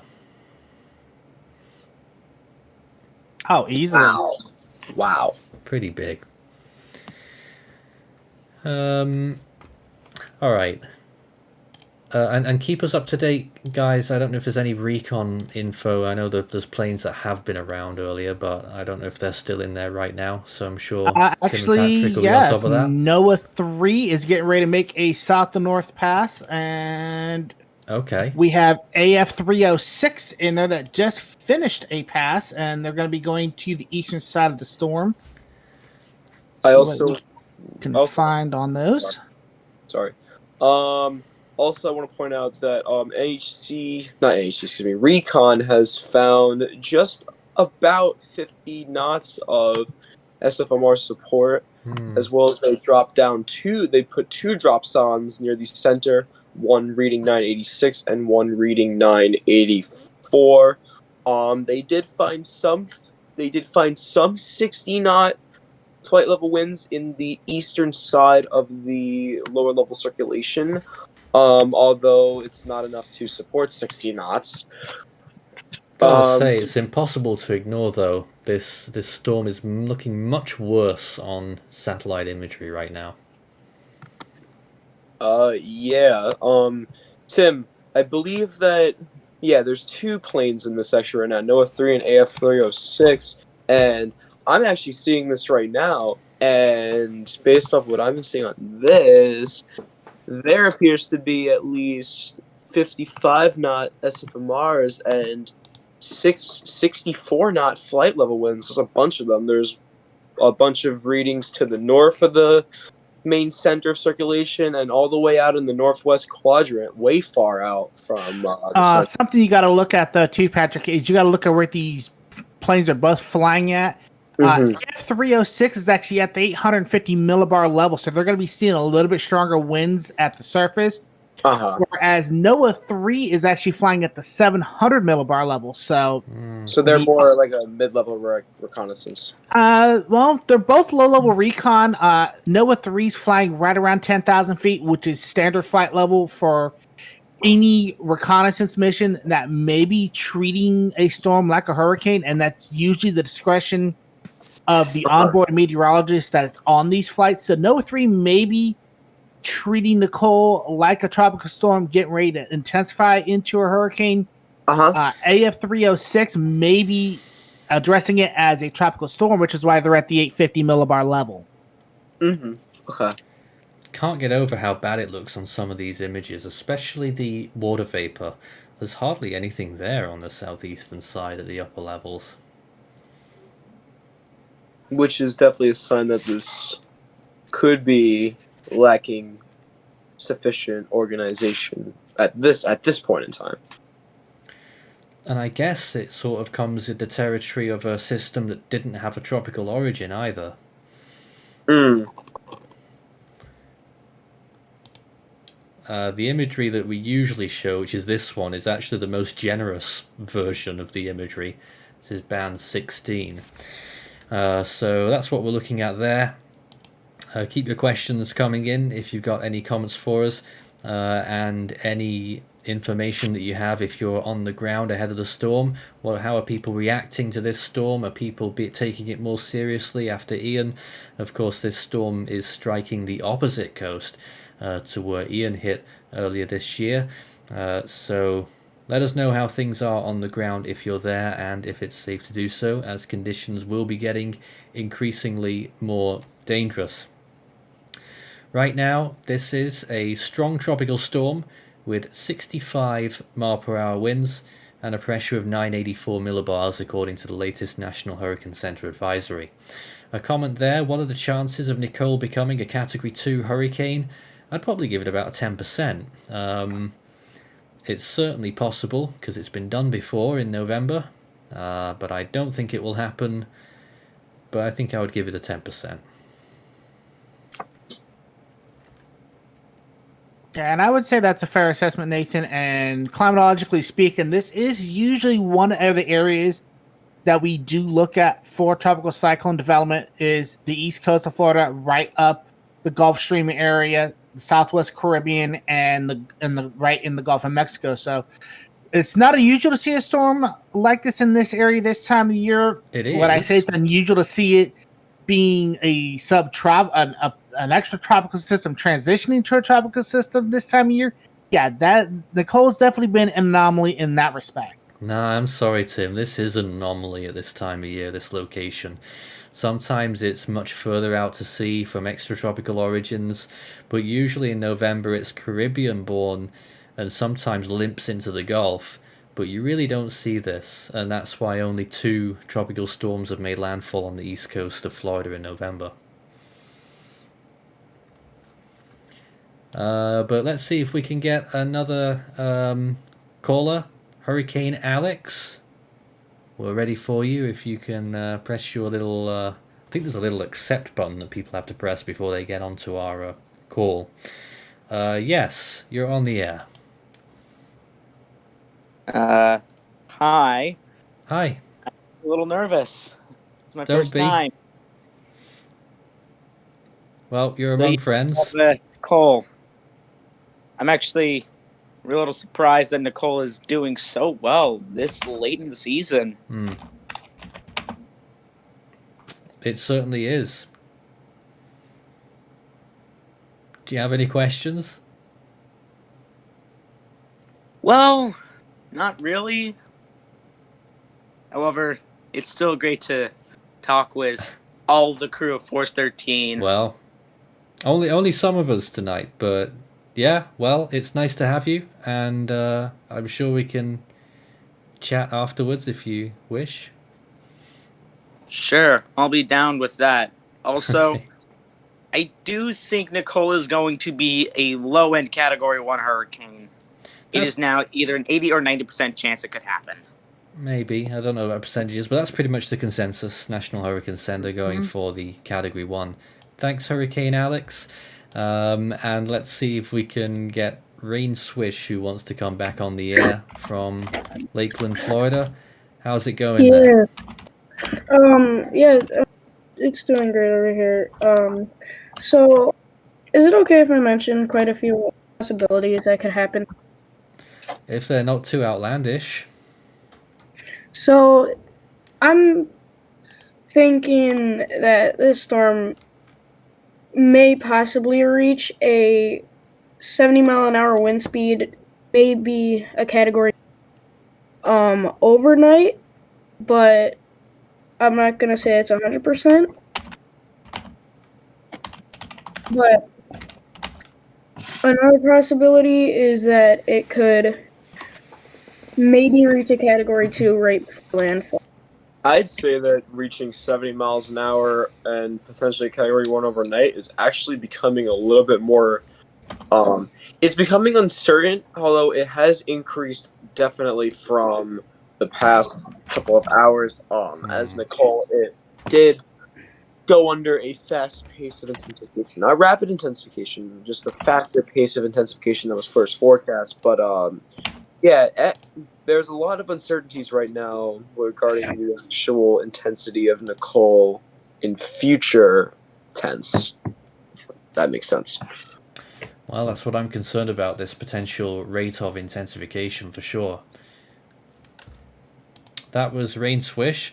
Poppy Chew wants back on as well in Nashville.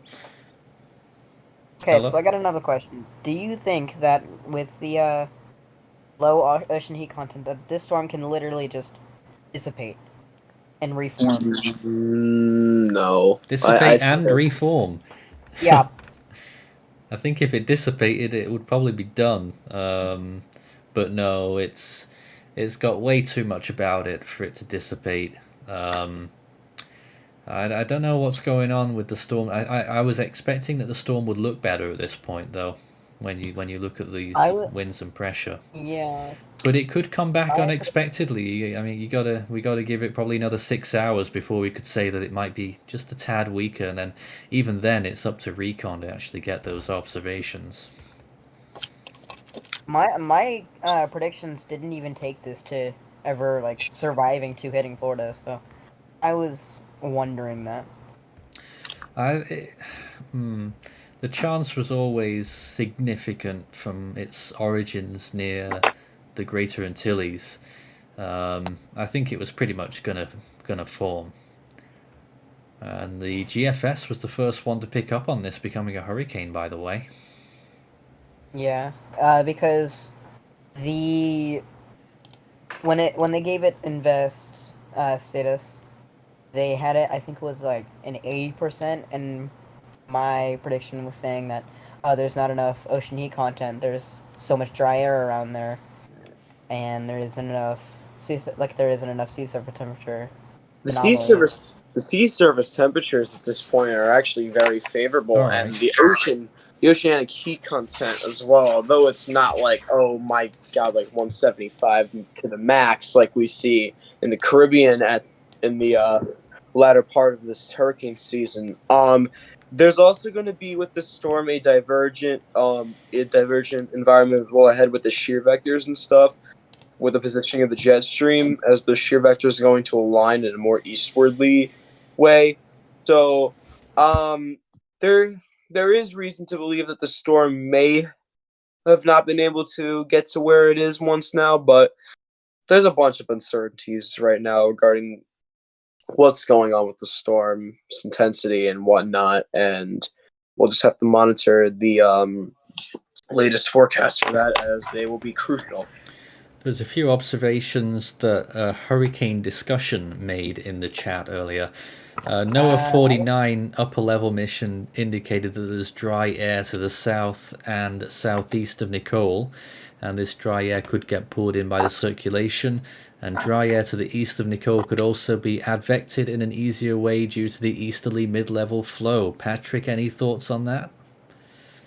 Well, I noticed earlier that there was an area of agitated cumulus that actually went into the dry air slot earlier of Nicole and tried to mix out some of that dry air, so maybe it could be Nicole trying to mix out the dry air that could have been left in the storm, although I do think that dry air is going to eventually not become a problem, although there could be dry air now. I think that Nicole is going to rectify all those dry air issues as it traverses to the west and makes a landfall. I'll be monitoring about that dry air, but as of right now, I don't think it will have any concern in the long run. We don't know that as well, but interesting to note that dry air is being found, as I thought earlier that agitated cumulus field would actually mix out most of the dry air, like an EML, like an elevated mixed layer in your 700 millibar at the 700 millibar level of the atmosphere, like you see for severe weather setups. But also, I was noticing earlier on Dropson data that there was let's say, a capping inversion in the upper levels, which would prevent big updrafts to form. But yeah, I'll be definitely watching the progress of that dry air and also more other stuff with the storm. Yeah. Last thing. Mm-hmm. Looking at the pressure of Tropical Storm Nicole, I've noticed that it is at what usually is Category 1 pressures. Like, I know Hurricane Sandy had lower than usual pressure. So why is Tropical Storm Nicole having a lot more deepening than most tropical storms at this intensity? Mainly because it's big. Although sometimes the pressure can drop through as well and the winds might catch up later on. We'll have to see. But for a storm of this size, and its higher latitude as well, especially at the time of year, it's much more likely to have a lower pressure than average. Interesting. Thanks for joining us. If you want to join our phone-in, you've got just less than 20 minutes. We're currently active on our Discord server, discord.gg/force13 if you want to get involved and join the tropical stage when you arrive. And we'll be happy to have you. I know that Hurricane Alex wants to speak again, so I guess we'll go straight to that. So yeah, don't you guys even know, but looking at the most recent recon chart for Nicole, and I'm seeing that recon recorded a low pressure of 986 and 984 millibars near the center of Nicole. Yeah, we did get that earlier on. But thanks for bringing that up. Don't really know if the center of Nicole will pass very close to Marshall Harbor. Either it goes right over Marshall Harbor or just goes somewhere south for me. Marshall Harbor. Undecided. Marshall Harbor in the Bahamas. Yep, on Great Abaco Island. That's quite possible. It was the exact place that Dorian made landfall in 2019. Yeah, I remember tracking that one. That one was scary. So it is expected to dip further south and pass through those islands and then start turning northwest and more northerly by the time it reaches landfall in Florida. So there we go. Thanks for the call again. Let's see if we can speak to... Oh, they went. And let's see if we can speak to Adafira then. You're on the air. Yep. Hello. So this is my opinion on... What is it? What?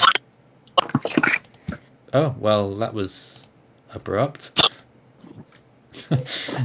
it left us with it. Hello? Okay, yeah, it tried to, I accidentally hit something. Alright. So, my take on Nicole is just that it's, once again, it's pretty much the same as last night, what I said in last night's. It's a pretty big anomaly for November. Sure is. Yep. Anything else? I mean, I'm just gonna chill. Just chilling.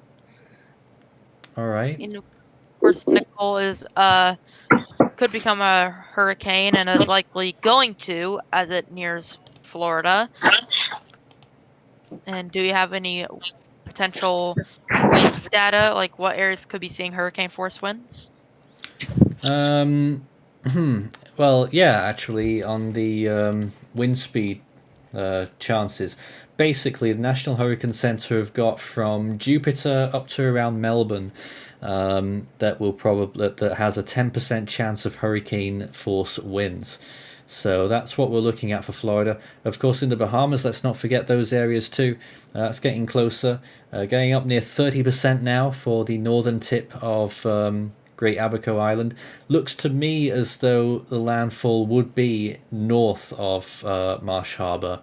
But out of fear, you're up in towards the northeast in Pennsylvania, so you're also in the track of the storm, pretty much. Yes, I am. So what are you expecting there? Is it a concern? Besides the usual rain and potential flooding, no. There might be a little bit of winds, but it's gonna be a usual wind and rain event. The remains of storms rarely cause mass damage in the Northeast from storms that hit places like Florida or Texas or Louisiana, or in some cases even the Carolinas. However, of course, there are the exceptions, like Agnes in 72, but that went out back into the Atlantic and then curved back in. And then there's storms like Ida, which caused mass damage from flooding in places like New York City, and also caused a local dam break. So that wasn't fun. Okay, Nathan, we got some interesting information on recon. Hi, Tim. Yeah. Thanks for the call, by the way. Latest on recon? Yeah, this is NOAA 3, and this is extrapolated, so obviously we're going to be waiting for that dropzone data to come in to help verify. But NOAA 3 at the 700 millibar level just got 980.8 millibars. Wow, so still substantial deepening then, possibly. Trent is suggesting that we should get that dropzone data in before the top of the hour, so we should have that before we go off the air. Blimey. We keep going to and fro between some of these imageries. Let's take a look at some other things in the meantime as well, though. Here are some model spreads. This was earlier on in the day. I guess that's not showing things as clearly anymore. Let's go to the intensity estimates. This was from... That looks to be old as well, actually. So I'm not happy with that. That one's old. But this one pretty much shows where we're up to right now. That was also from a while ago, but it's still pretty much in line. And that's the track forecast that we're mostly expecting, with the storm track taking it north of Lake Okeechobee and then possibly over the Gulf of Mexico for a brief spell before moving inland over the Panhandle and then towards the northeast, and then moving right through really quickly through the mid-Atlantic region towards the northeast. I mean, when you look at that cone, I've scarcely seen anything like it, really, that the storm covers. I don't know how many miles that is, but it's a long way in that 1 day period between Friday and Saturday 1 p.m.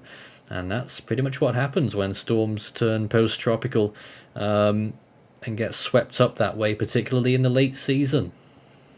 Yeah, you especially see these this kind of jump in distance, Nathan, when, as you said, not only do they become post-tropical, but when you have a frontal zone that's going to be coming in and sweeping them out, we start when we see some of these when they're off the coast, up towards the New England area, Cape Cod, up in that area, when we get a frontal system that can come in and grab these storms and take them off, then you start seeing these storms go from a normal 10, 15, maybe 20 miles an hour movement.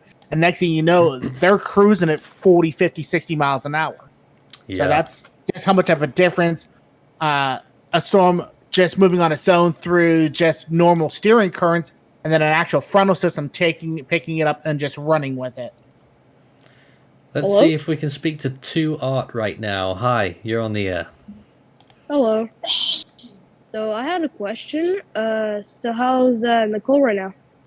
How's Nicole right now? Well, it's still looking a little flaky, if you ask me. The convection's looking pretty poor on the east and the south side, but I do have a feeling that it's temporary. What do you think? You know, I'm getting nervous right now. That's me. You know what? I'm actually sick right now. But anyways, I would think that I would agree with you. Like, it's kind of, you know, I can't talk today. I can talk today. Anyways, You agree, basically. I technically agree. Yeah. And you think it will become a hurricane? Probably not by the looks of it, because I'm actually looking at weather radar right now. Just nothing cooking up, really. Just some batch of rain hitting, you know. Well, yeah, you won't be able to see the center of the storm on radar yet, nowhere near. Yeah. But yeah. All right. Thanks for having me. Thanks for joining us. All kinds Well, of I people on could our tell you, stream tonight. Nathan, that 2R is definitely in the minority with that assessment. He would be one of the 6% that seem to think that Nicole is going to maintain tropical storm status up to landfall. However, 59% of our viewers do think Nicole is going to become a Category 1 hurricane before making landfall.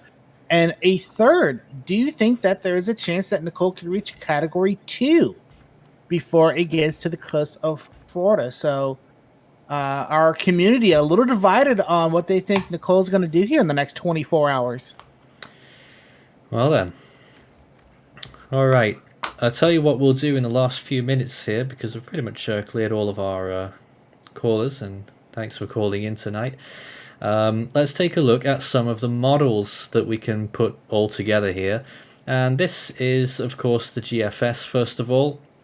And we'll show you properly what's going to happen here according to the models. This is the 18Z GFS run.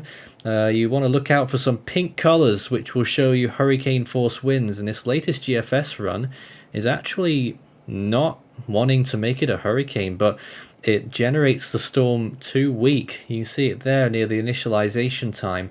991 millibars, when at this point it's actually possibly getting on for 980 now. So that's way too high. And the winds there depicted only 50 miles per hour when it's actually 65, so it's initialized it too low. From there, if you could possibly infer, it gets a little bit stronger down to 984. I mean, if we did it from here, from 984, it could get down to the 970s, and that's probably a Category 1 hurricane moving through. But look where it goes after that. It continues that direction through Tampa Bay, and then on towards the, I forget that area there, near St. Mark's, I think, and towards Panama City. And then rounds that corner, actually tracks slightly into southeastern Alabama, and then into Georgia, and then gets swept up there northwards and regains those tropical storm force winds. It does. Yeah, you can actually see, Nathan, on that model run right around hour 66. You can see that frontal zone start to come in, and that's as we've been alluded to. That's going to be the linchpin on how far west or how far east Nicole does go. You were showing the spaghetti models earlier, and most of them are pretty much on a good consensus that it's going to hug the Carolina coastline, but there are a couple of outliers that does take it further west, and some that actually do keep it offshore. Again, it's just going to come down to what that front does in terms of how fast or how slow it's going to advance across the country. This is the European model. It's only just coming out at the moment. We can only get 24 hours. and it actually keeps the storm pretty much at the same intensity for that 24-hour period. Also initializes the storm way too weak compared to what it actually is. Just check the other EC fast, and that shows... I don't know if this is actually the ECMWF, the same thing, just the fast version which has less quality. I don't know if that's what it actually means. It doesn't have surface winds. But that generally tells you the track there, just about into the Gulf. Let's look at the CMC for track, if nothing else. And there it is again, much weaker than what the storm is. They're all initializing it too weak. And there it is making landfall. Look at the landfall locations. It's all around Port St. Lucie, basically. Near Jupiter, possibly just north of there. But it looks to me as though Port St. Lucie might be right on the money for a landfall. And then continuing northward, staying inland. There's the front sweeping in.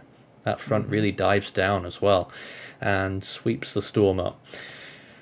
NavGem model. Oh dear. NavGem model actually has a landfall north of Cape Canaveral and keeps going into central Georgia and then off northeast.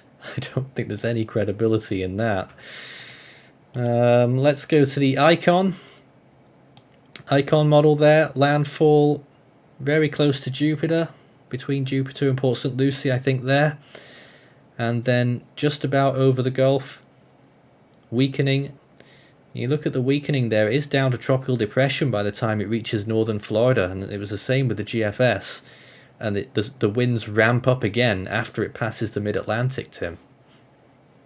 Yeah, something like that. That would be probably an interaction with the front, and then Bear Clinic forcing most likely going to start kicking in once you start seeing it get up into the New England region of the U.S. So while we're seeing the stronger winds down in Florida through the Carolinas, we could see some stronger winds up into the New England area. So Pennsylvania, New York, up towards Connecticut, Rhode Island, and Massachusetts. You could see some stronger winds out of what's left of Nicole by the time it gets up there on Saturday morning, Saturday afternoon. All right, onto the hurricane models, HWRF. A little bit better with the initialization there, probably because of better resolution. Round about 60 miles per hour, which is a little weaker than what it is currently. What does that have? Strengthening there, just about borderline hurricane status as it reaches Great Abaco Island, and then further strengthening, and there's properly hurricane strength there. That is nearly 80 miles per hour, and then landfall in that particular area. Let me just remind myself where exactly that is. I think that is Port St. Lucie or near Stewart for that landfall location in the 970s, and then still quite strong on the other side there in the Gulf, 977. About 65 miles per hour there, and then another landfall. So the HWRF much further west as well, along with the GFS. So I wonder if that might become, whether all models might be saying that by tomorrow. And that's a landfall near Apalachicola in the high 970s. And then off it goes again through the northeast. And goodness knows where else after that. And the HMON model, which last run was having this storm pretty weak. Be interesting to see what it says now. Does it still have the storm weak? No, a little bit stronger. Borderline hurricane, landfall there, pretty much on Cape Canaveral, near Cocoa Beach, I think. And then continuing northwestwards, much weaker through the northeastern United States. Fascinating from the HMON there. So I think when all things considered, we're probably looking at I think we're back to borderline hurricane again. I think earlier we were looking at a stronger hurricane. Indeed, the HWRF I think was going with 85 miles per hour. Now it's down to 80, and HMON's down a little bit as well. So I think it's going to be borderline hurricane all the way, Tim. I would have to agree with that, especially since we just got that drop zone in from NOAA 3, still maintaining it at right around 984 millibars. The drop was 984 with a 9-knot surface. So 984, 983, depending on how you split those wind pressure profiles on it. So there we are. That was the models, and that's pretty much all we have time for tonight on our update here. It's been a great 2 hours of discussion. We've just got a few more questions to get through before we finish up. Super Typhoon Tracker says, is there any tropical weather bulletin tonight? This is basically it. And I lost the other. Yes, what impacts do we expect for Miami, and could they have a lot of power outages? I would anticipate probably moderate to strong tropical storm force winds, 60-65 miles an hour. Couldn't be ruled out. Really? And it's very possible. I mean, does have a very wide tropical storm wind profile with it. But not on the south side. We'll see if it wraps up in the next 12 to 24 hours. And we actually do have a super chat coming. Nathan, thank you, John, for supporting the channel, asking, could it hit Tampa Bay if it has more of a southerly shift in the models? GFS wants it. Yeah. Yeah, GFS wants it, so can't completely rule it out right now. I think it's going to be really critical for Tampa Bay and beyond along that west coast to see what the models say tomorrow morning. I think that will be key. Yeah, and I do think a lot of the models are going to hinge on what they do with that front that's going to be coming in out of the Central Plains. That's really going to be the big catalyst on what we see Nicole do. That's totally it. All right then. Well, that's it from here. You can join our follow our outlets on social media. We're on Facebook and Twitter. Search Force13 all in text, and join our Discord server, discord.gg/Force13. Or if you want to keep it simple, then just subscribe to our YouTube channel, where we'll have more of these fine updates throughout this storm's life. I don't know if we'll be live in the morning, but we'll definitely be live tomorrow evening, so stay tuned for more coverage on Nicole as it progresses. Hurricane warnings in effect for the northern Bahamas and the east coast of Florida. Stay tuned and stay safe. Make sure preparations are rushed to completion. Good night.